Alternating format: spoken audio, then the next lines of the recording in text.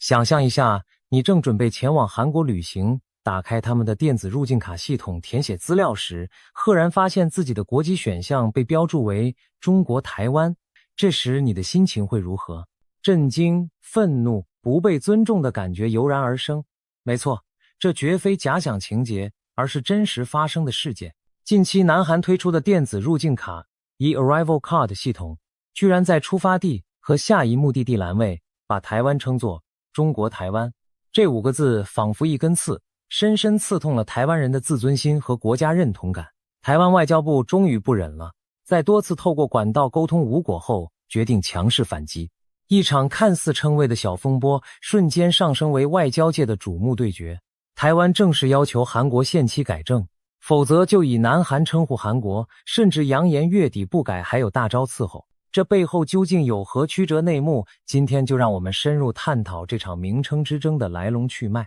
事情要从2025年2月说起，南韩政府在该月正式上线电子入境卡系统，方便外国旅客在线提交入境申报资料。乍看之下是项便利措施，但对台湾人而言，其中一项细节却充满屈辱。根据系统设定，在填写基本资料时，国籍栏虽然可以看到 Taiwan 字样，似乎承认台湾这个称呼，然而当你继续填写出发地或下一目的地时，台湾就变成了 China 台湾，也就是中文所显示的中国台湾。这种前后不一致的标示，仿佛在说，在名义上你来自台湾，但实际上台湾属于中国。如此矮化台湾地位的做法，让台湾各界相当不满。对许多台湾民众而言，被标注为中国台湾意味着什么？意味着台湾仿佛沦为中国的一部分，被迫贴上中国的标签，自己的国家称谓不被尊重。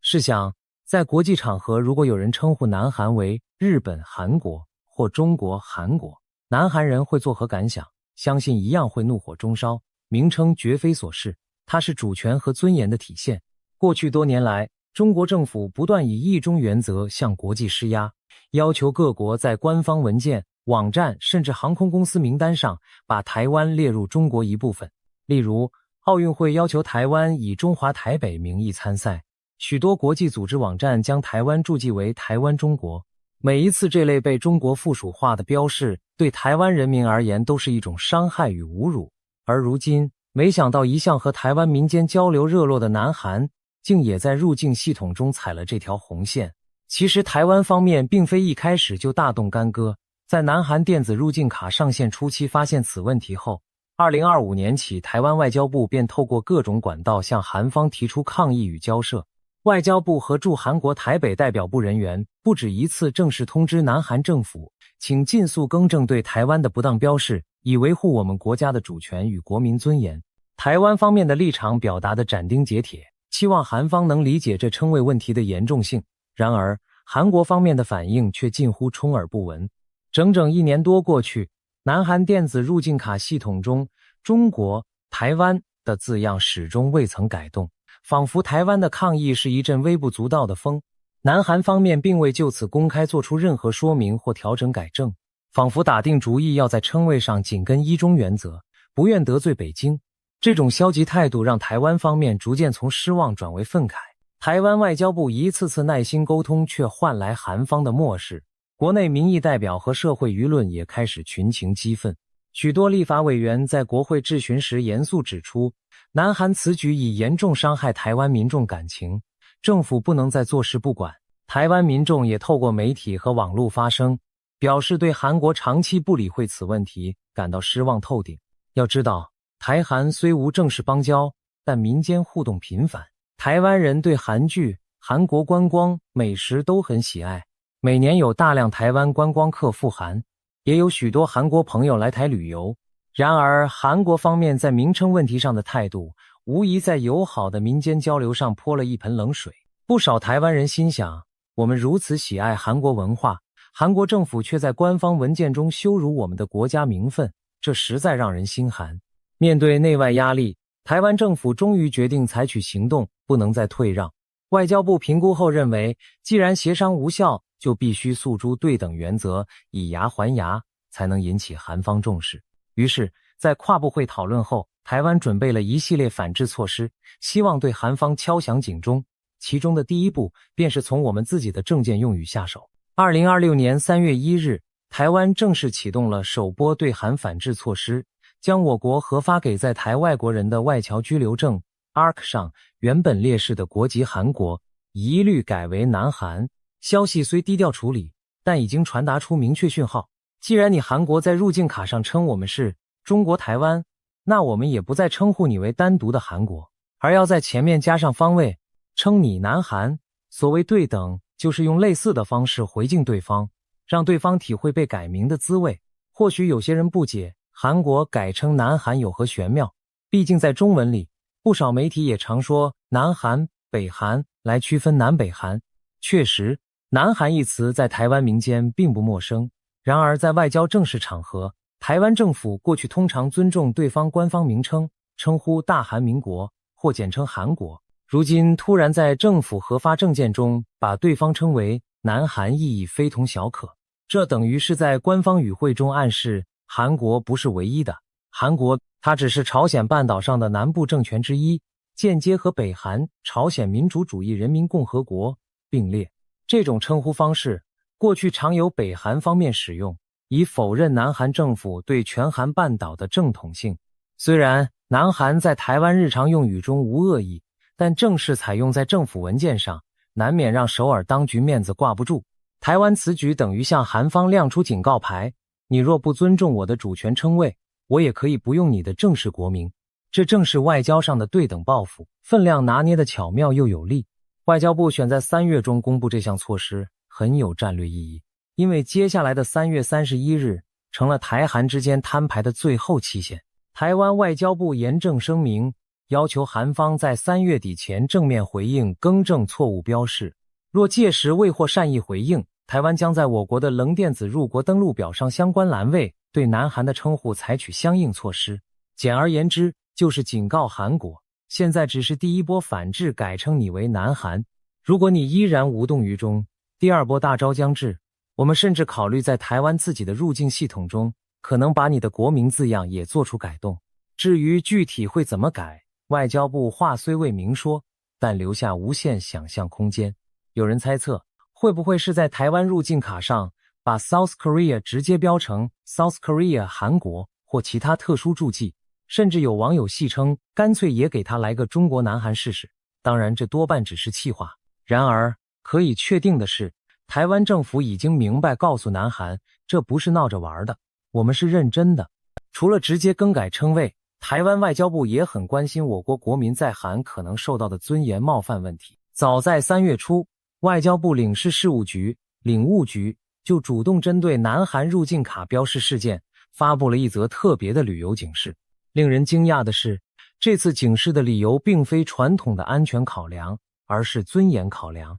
外交部把南韩的旅游警示级别从原本的未发布提升到第1级灰色提醒，这是旅游警示中最轻微的一级，但讯息已相当明确，提醒计划前往南韩的台湾民众，韩国电子入境系统存在将台湾标示为中国台湾的状况。外交部建议国人在入境南韩时，尽量改填传统纸本入境卡，以避免接触或使用该有争议的电子系统。换言之，我们官方直接告诉自家旅客，电子入境卡上那羞辱人的标示不用理它，用纸本的方法入境即可。这在国际旅行建议中相当罕见，可见外交部为捍卫国人尊严已顾不得一般外交辞令上的含蓄，宁可明白只是大家绕过电子系统。领务局的做法一出，立刻引发国内舆论掌声，许多台湾民众表示支持，就该硬起来，尊严不容妥协。也有人苦中作乐地说，填纸本也好，至少不用在网站上看见那几个刺眼的字。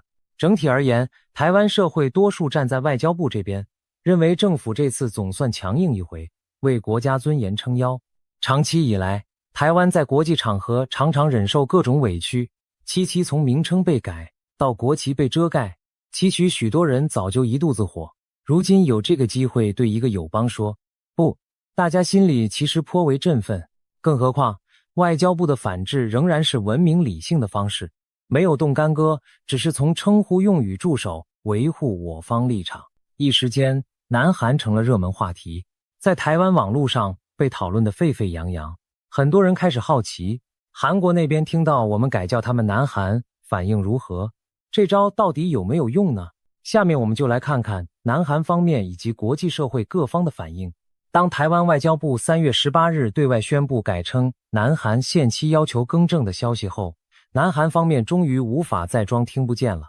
首先，我们来看南韩政府的正式态度。台湾方面消息公布当天，远在首尔的南韩外交部就被各路媒体质问此事。南韩外交部随即召开例行外媒记者会，有记者当场提问，台湾因不满电子入境卡标注中国台湾，而将部分文件上的韩国改称南韩，请问南韩政府看法？对此，南韩外交部发言人的回答可谓四两拨千斤，既不正面道歉，也不强硬反驳。他表示，我们已充分认知并留意台湾方面发表的立场，相关部门会在综合考虑各种面向的同时，持续就此问题与相关部会协商。简单翻译过来就是，我们知道台湾的不满了，会考虑各方面因素来研议，但没有承诺任何改变。另外，韩方官员也补充一句套话，南韩政府一贯立场是持续增进与台湾方面的非官方实质合作，意思是强调韩台之间只有非官方关系，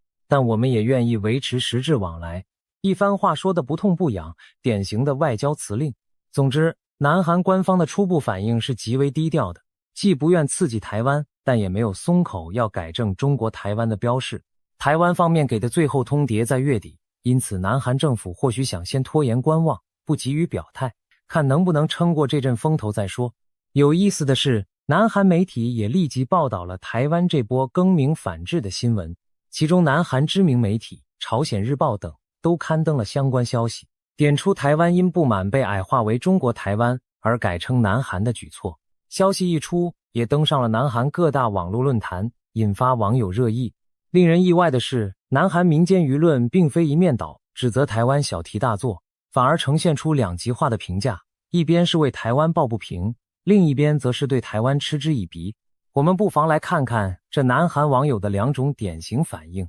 首先，支持台湾、反思自家政府的一派，在朝鲜日报等新闻底下，不少南韩网友留言表示理解台湾的反应，甚至替台湾感到愤怒。有网友直言，韩国这是在侮辱人吗？认为自家政府做得太过分。还有人批评起南韩现任政府对中国过于低姿态，留言写道，当前政府简直是亲中政府，为何要如此卑躬屈膝迎合北京，惹恼了台湾很愚蠢。这番话影射南韩现任总统和政府对北京友好，在名称问题上为讨好中国而伤害了台湾。有热心的南韩网友甚至代表韩国向台湾道歉，他说，我对台湾的遭遇深感同情，并代表我国政府致歉。也有人说，台湾说得对，认为台湾提出对等更名是正当之举，韩国不该矮化他人。一些韩国人开始质问自家官员，究竟是哪个无知的家伙搞出这么蠢的标示。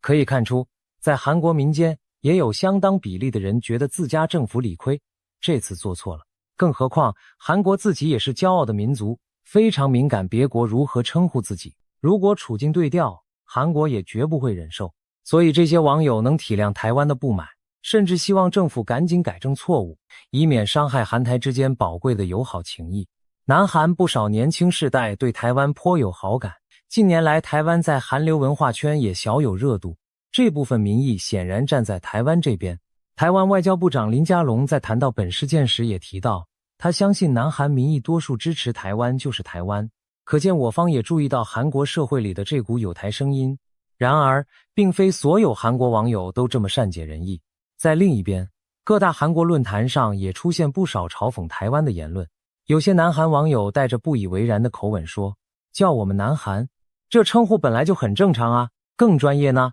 这些人认为，南韩本身就是韩国的地理描述，台湾改这个称呼并无杀伤力。他们觉得台湾外交部所谓的反制根本太弱了吧，对韩国毫无影响。有网友冷笑，南韩，我们自己有时也这么说，这能算报复吗？更有甚者开始酸起台湾人自卑。有人留言，台湾人真可悲，一被称中国台湾就跳脚，自己明明也是中国人，甚至出现极端言论称台湾为可悲的岛国中国人等等。完全以中国视角来嘲弄台湾。这些刺耳的话暴露出某些韩国网民对台湾的无知与偏见，他们可能根本不了解台湾的历史与现状，只凭印象觉得台湾不就是中国的一部分吗？有啥好生气？于是对台湾的愤怒嗤之以鼻。在这类人看来，台湾政府跳脚改称南韩，反倒显得小家子气，反映出台湾人自卑又敏感。可以想见，这些言论在台湾网络上被转载后，引起台湾网友的新一轮怒火。不少台湾人直斥我们争的是国格尊严，竟被酸成自卑。可见某些韩国人根本不懂我们。还有人反唇相讥，要不要干脆叫你们南朝鲜试试，看你们急不急？没错，南朝鲜3个字就是部分台湾网友寄出的终极嘲讽。所谓南朝鲜，是北韩朝鲜民主主义人民共和国过去对南韩的不承认称呼。在北韩官方话语中，他们自称朝鲜，称南边政权为南朝鲜傀儡政府，带有强烈的贬义色彩。然而，值得一提的是，2023年之后，北韩在政策上宣称放弃以武力统一朝鲜半岛的目标，称呼上也有了变化。据说他们已改用大韩民国或韩国来指称南边，有时甚至为了羞辱，还会在前头加个傀儡一词，但南朝鲜这个叫法反而少用了。如果真按某些台湾与中国网友的恶搞建议，台湾政府改称韩国为南朝鲜，那可真是火药味十足，形同直接引用金氏王朝的用语来呛首尔。此举必然令韩国群情激愤，两国关系也可能立刻降到冰点。当然，目前台湾外交部并没有如此激进的打算，网友们也多是发泄情绪的戏言。毕竟台湾此番反制强调的是对等原则，用南韩来对应中国台湾，而非故意辱骂韩国。南韩一词虽让对方不悦，但还在可以辩称合理的范围内，若升级到南朝鲜，性质就变了，纯粹是为了刺激对方。可以说，台湾政府目前仍掌握着分寸，有理有节地进行抗议，并未失控。台韩这场特殊的名称之争，不仅在两国间延烧，也吸引了周边国家和国际媒体的注意。首先值得关注的是日本。日本与台湾关系友好，民间情感深厚。对于此事，日本媒体和网友表现出高度的兴趣与支持。日本权威媒体共同社在消息传出后，立即撰文报道台湾反制南韩的行动。这则新闻透过共同社传播，在日本雅虎等网站上获得大量点阅和评论。在日本雅虎新闻平台上，上百则留言几乎一面倒声援台湾。许多日本网友认为台湾此举完全合理，是基于互惠原则的自然反应。有网友说，台湾立场清楚又坚定，这正是对等原则下应有的举措。也有人呼吁，日本也应该效法类似做法，绝不能让自己被矮化。甚至有日本网友发出由衷的赞叹，钦佩台湾的勇气和坚定。身为友好国家的日本公民，我理所当然支持他们坚决抗争。更直接的声音也有，例如，我支持台湾，台湾是对的，台湾就是台湾。从这些发言不难看出，日本民众对台湾长期受到国际压迫颇为同情，见到台湾难得强硬一次，都感到大快人心。他们也借此机会批评韩国政府。有日本网友提到，之前曾有日本国会议员石平遭中国拒发签证不得入境中国，却能顺利访问台湾，说明了台湾和中国是不同国家，不应把他们混为一谈。还有人把矛头指向韩国，言辞颇为不客气地表示，韩国人真是无理，总是以恶意回报他人的善意。我支持台湾的做法，台湾政府其实已经比韩国客气得多。可见日本舆论几乎清一色挺台，甚至对韩国颇多抱怨。这或许和日韩历史恩怨，日本人对韩国部分行径的不满情绪也有关联。然而无论如何，日本的声援让台湾人在这场争议中感到温暖。毕竟在国际社会发生不易，有邻国友人支持，无疑提高了我方士气。与日本形成鲜明对比的是中国大陆方面的反应。尽管此次纷争看似台韩之间的事，其背后却处处可见北京的身影。毕竟南韩之所以将台湾称作中国台湾，根本原因就是遵循北京所要求的一中原则行事。在台湾祭出反制措施后，中国外交部很快也被媒体问到对此事的看法。2026年3月19日，中国外交部发言人林健在例行记者会上明确表态，台湾是中国领土不可分割的一部分，一个中国原则是国际关系的基本准则和国际社会普遍共识。我们相信韩方将继续坚持中韩建交联合公报中明确的一个中国原则，并据此妥善处理台湾问题。简单来说，中国方面等于力挺韩国遵守一中原则，相信韩国会妥善处理。言下之意就是希望韩国不要改变中国台湾的标示。林健口中还特别提到中韩建交公报。回顾历史，1992年中华人民共和国与大韩民国建交时，双方公报明载韩国承认中华人民共和国政府是中国唯一合法政府，理解并尊重中国关于台湾是中国不可分割一部分的立场。这相当于韩国在外交上签署了遵守一中政策的承诺书。因此，中国此刻搬出建交公报，就是在提醒韩国，当年你已承诺一中，现在可不许动摇。对于台湾改称南韩，要求证明的动作，中国发言人只字未提台湾的名字，只强调相信韩方会按一中原则处理。这番话显示出中国对台湾的反制完全不以为意，甚至幸灾乐祸。北京当局巴不得各国都照他们意思矮化台湾，韩国此举正合他们心意。台湾的抗议在他们看来不值一审，他们更关注韩国会不会在压力下松动。如果韩国真改标示为单独，台湾中国势必相当不悦，可能会对首尔施压。所以中国此刻的表态实质是在敲打韩国不要对台湾让步。至于中国网民的反应就更不用说了，在许多大陆网络论坛上，相关新闻也引发讨论。多数中国网友自然是讥讽台湾自作多情，跳脚也没用，完全站在嘲笑的立场。有些人甚至积极献计，要台湾更刺激韩国。有爆料指出，一些中国网友幸灾乐祸地说，台湾要不就改叫他们南朝鲜，这才真正戳到痛处，仿佛唯恐天下不乱，鼓动台湾把事搞大。还有人带着戏谑语气表示，台湾人终于知道自己也是中国人了吧，呵呵，以此挖苦台湾必须被冠以中国之名。在充斥官方论调的中国舆论场，台湾受到委屈自然没人同情，反而成了茶余饭后的笑料。他们看着台湾和韩国因为称谓问题发生龃龉，或许正中北京下怀，两个都不听话的小弟最好彼此闹矛盾，最终还得各自回到中国的影响力笼罩之下。冷静分析这整起事件，表面上是区区一个称呼引发的风波，但其背后所牵动的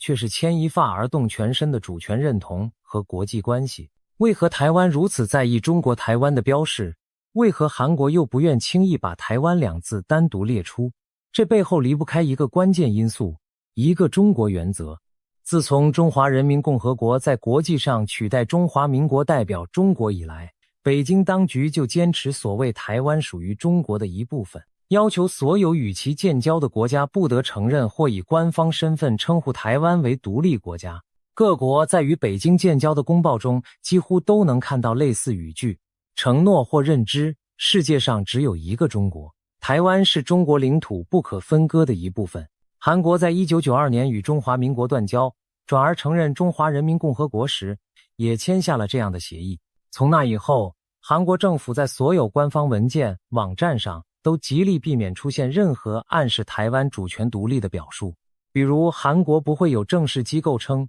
中华民国，而多用台湾地区等词汇。如果一定要提到台湾，通常也会加上中国的前缀，以符合他们对北京的承诺。在这种大原则下，韩国电子入境卡出现 China 看似顺理成章，他们可能认为反正全世界大部分国家官方都只承认北京，台湾就应该被归类在中国底下。或许对于制定这系统的人而言，这只是政治正确的做法，没考虑太多台湾人的感受，甚至可能韩国方面觉得自己还算客气，至少在基本资料栏还让你填 Taiwan， 没有直接只写 China。 但对台湾人来说，核心争议在于两个字，中国。台湾自我定位从来不是中华人民共和国的一省，而是一个事实上独立自治的政体。我们的护照虽然上有中华民国字样，但后面也加注了 Taiwan， 强调我们就是通称的台湾。我们参加国际活动被逼用 Chinese Taipei， 国人也普遍感到屈辱。何况如今韩国这种标法更直接写中国台湾，仿佛台湾就是中国名下的一个地区，这当然无法接受。回顾台湾和韩国的交往，其实两国曾经有一段友好而特殊的历史。在冷战时代，台湾中华民国和南韩、大韩民国同为反共阵营成员，彼此之间是正式邦交国，关系密切。韩战期间，台湾也曾声援南韩，双方政府互称盟友。然而国际风云变幻，1971年中华民国退出联合国后，国际承认渐失。终于在1992年，韩国为了顺应潮流，发展与大陆的关系，毅然和台湾断交，转投北京怀抱。当时台湾人对此颇为痛心，觉得被昔日盟友背弃。此后，台韩之间仅维持民间性质的往来，互设代表处作为变相的大使馆，双方官方不能互称国名。比如台湾在首尔的代表处名为驻韩国台北代表部，用城市名淡化主权意涵。韩国在台湾的机构则叫驻台北韩国代表部，这些名称都是双方协议的结果，可见韩国对台湾的称呼极为谨慎小心。多年来，韩国在处理对台关系时，往往维持一种暧昧平衡，一方面不得罪北京，在国际场合绝口不提 Taiwan 这个词，但另一方面也尽量尊重台湾民意，在非正式情况用台湾称呼，例如过去韩国官方文件多用台北代指台湾，以城市称谓避免冒犯。此番电子入境卡标示中国台湾，可以说打破了这微妙平衡，第一次如此明目张胆地将台湾划归中国名下。也难怪台湾外交部会觉得这是性质变了，如果不强烈反应，未来恐怕会有更多国家效法韩国，把中国台湾挂在台湾名字前面。那对台湾来说将是国际空间的更大打击。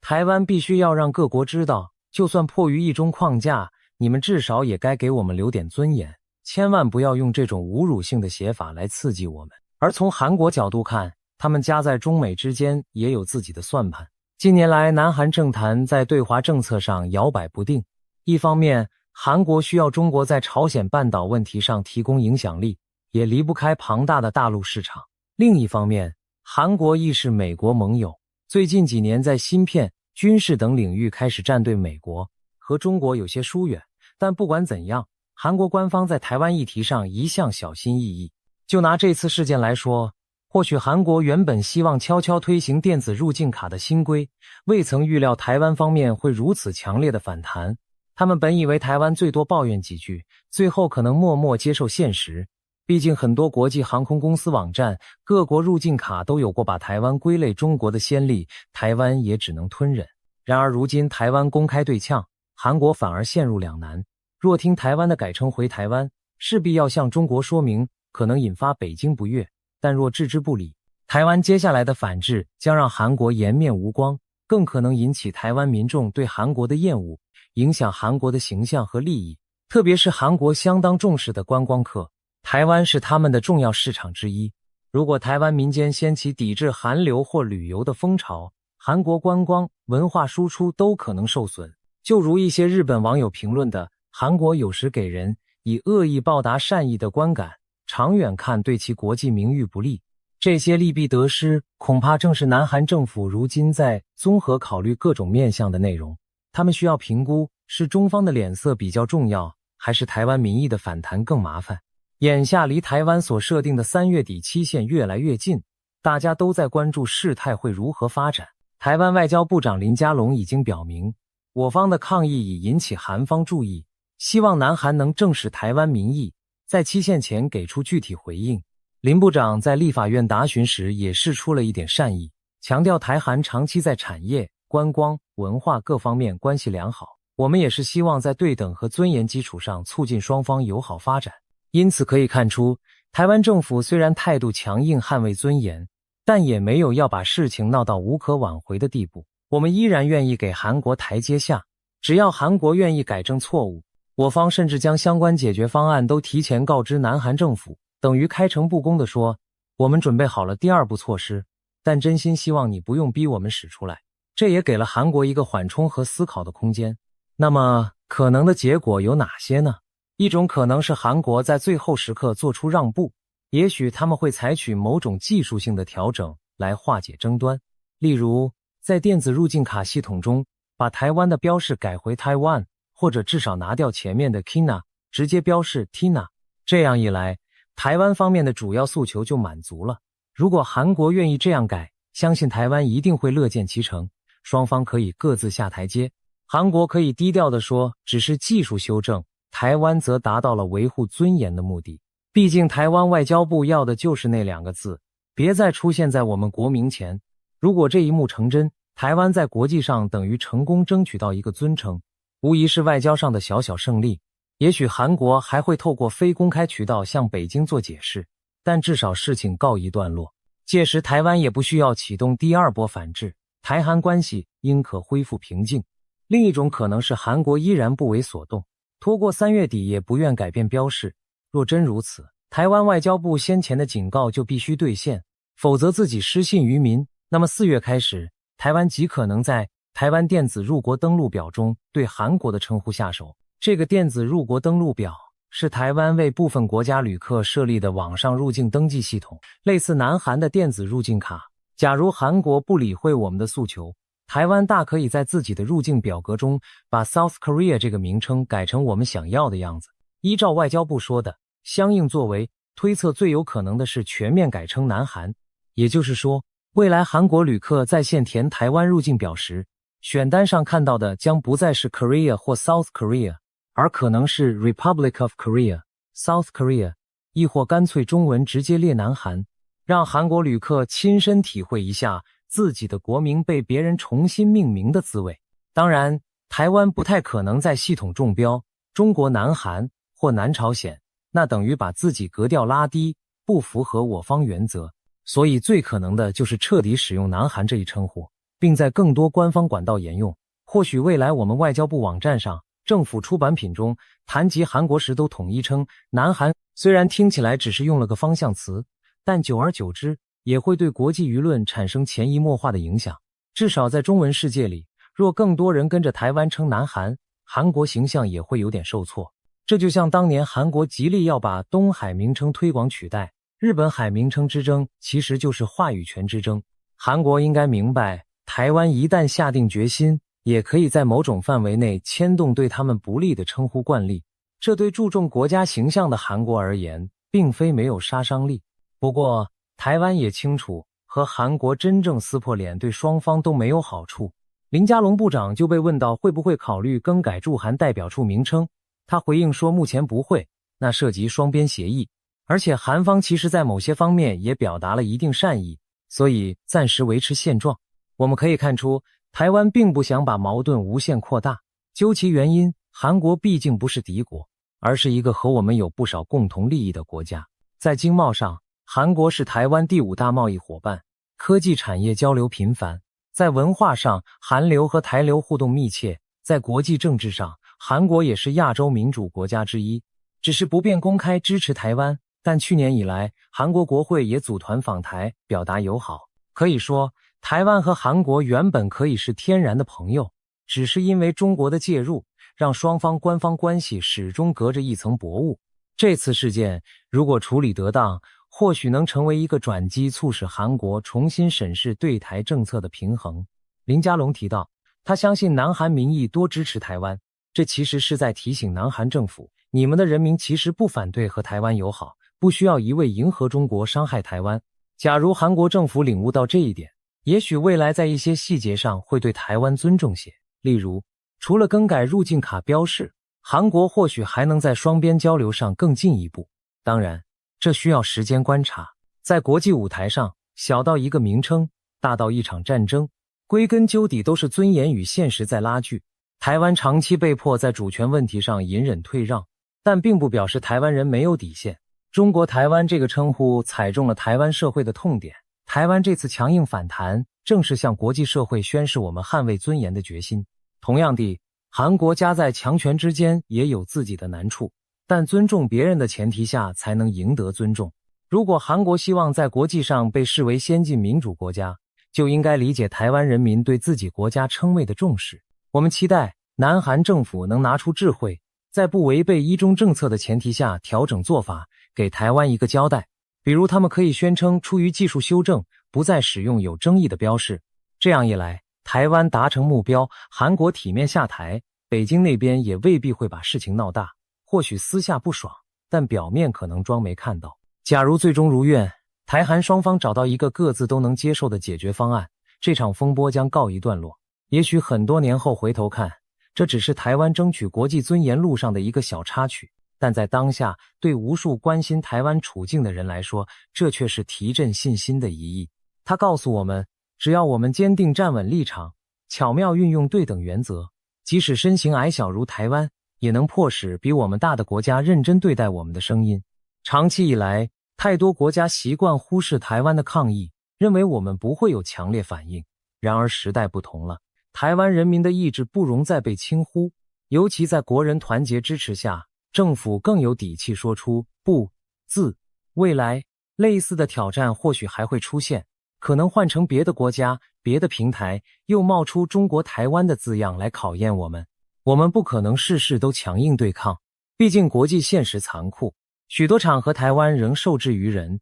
但正因如此，每当有可以争取的空间，我们就应该勇于发声。台湾不挑衅，但也绝不再委曲求全。正如这次事件的发展，从隐忍沟通到公开反制，体现的正是台湾态度的转变。礼貌有加，但不卑不亢，该强硬时就强硬。这不仅是在向韩国喊话，更是在向全世界宣告我们就是台湾，不属于任何其他国家。任何想抹灭这点的举动，都将遭到我们的抵制。最后，让我们静待3月底的到来，韩国会交出怎样的答卷？台湾又是否需要祭出大招？这场不叫破、不痛快的名称角力战即将迎来关键时刻。可以预见，无论结果如何，都将成为台韩关系史上耐人寻味的一笔。而对每一位关心台湾的人而言，这过程本身就已经证明了一件事：唯有自己站出来争取尊严，别人才会尊重你。台湾已经站出来了，那我们的尊严，我们的名字，